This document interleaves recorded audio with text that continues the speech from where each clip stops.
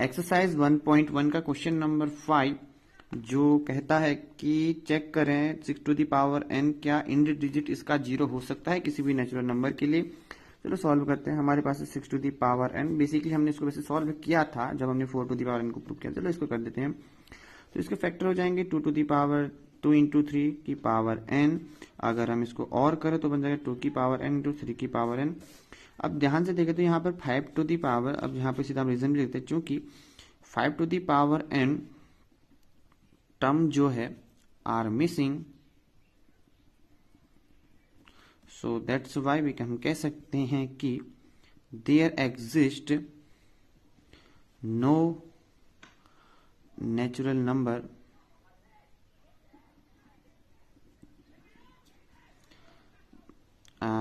For all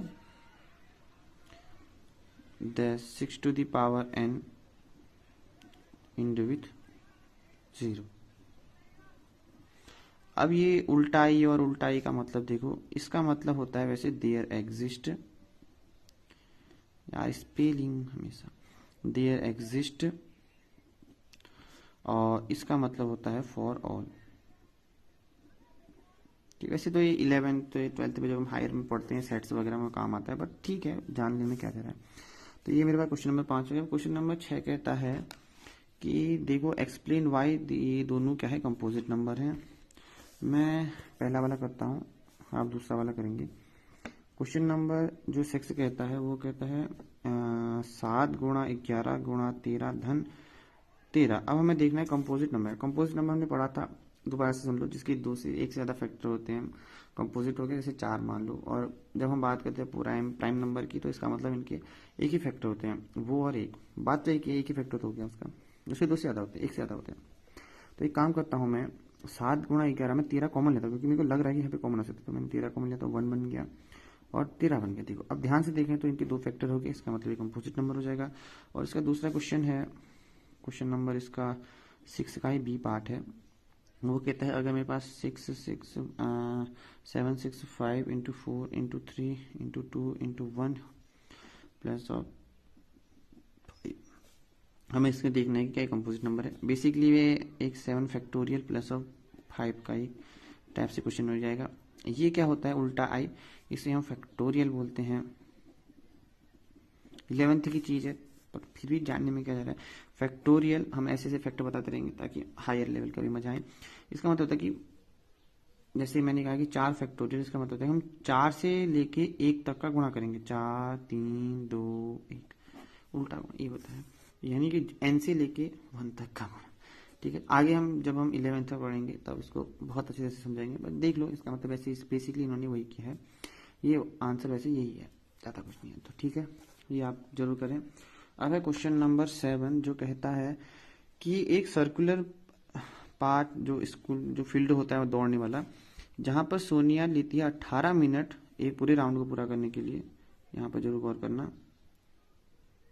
देखो क्या कहती है, सोनिया लेती है 18 मिनट एक राउंड को पूरा करने के लिए और रवि लेता है 12 मिनट। ओके, और अगर ये कहता है कि same point at the same time दोनों स्टार्ट करें, सेम डायरेक्शन में करें, तो कितने मिनट के बाद वो दोनों आपस में मिलेंगे जहां पर स्टार्टिंग पॉइंट था।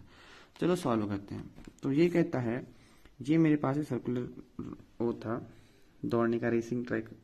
तो यहाँ से सोनिया, ऐसे कह रहा हूँ, यहाँ से जब सोनिया दौड़ती है तो उसको पूरा राउंड लेने में रहता है, यानी कि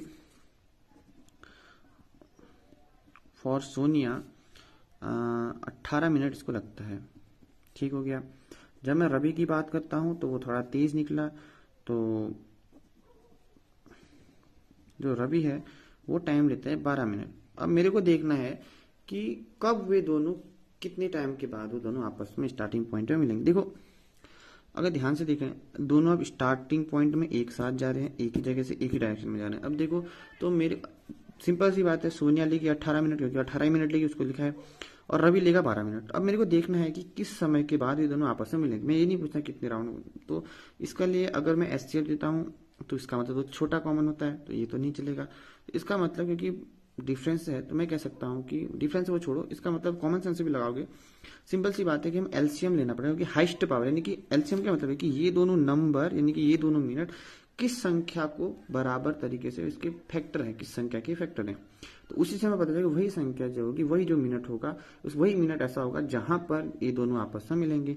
तो इसके लिए हम लेंगे इसमें एलसीएम। समझिए मैं क्या कहना चाहता हूँ, मतलब तुम और तुम्हारा दोस्त है, तुम्हारा दोस्त 18 मिनट लेगा, तुम लेते हो 12 मिनट, ठीक है। तो तुम अगर एक साथ लोगे, तुम्हारा दोस्त तो 18 ही मिनट लेगा, तुम 12 मिनट लोगे, तो हमें वो पॉइंट चाहिए जो कि जब तुम आपस में मिलेंगे तो वो किसके लिए एलसीएम से ही निकलेगा, क्योंकि वो हाइस्ट कॉमन फैक्टर है। जब हम कॉमन, वैसे तो हाइस्ट कॉमन फैक्टर एचसीएफ होता है, जब हम बात करें लीस्ट कॉमन फैक्टर तो हम क्या करते हैं कि जो हाइस्ट पावर वाली फैक्टर होते हैं उसके हम लेते हैं, उसको मल्टीप्लाई करते हैं। तो उससे हमें पता चल जाएगा कि हाँ यार ये वाला समय है जहां पर ये दोनों मिलेंगे, नहीं मल्टीप्लाई के हिसाब से मिलेंगे। तो एलसीएम निकालेंगे इसको, तो 18 बराबर हो जाएगा 2 की पावर 1 गुणा 3 का स्क्वायर 9, और 12 बन जाएगा 2 का स्क्वायर गुणा 3। अब इसमें देखो तो इसका मतलब क्या होता है, जो सभी फैक्टर में जिसकी पावर सबसे ज्यादा है लेना, सभी को लेना एक बार है।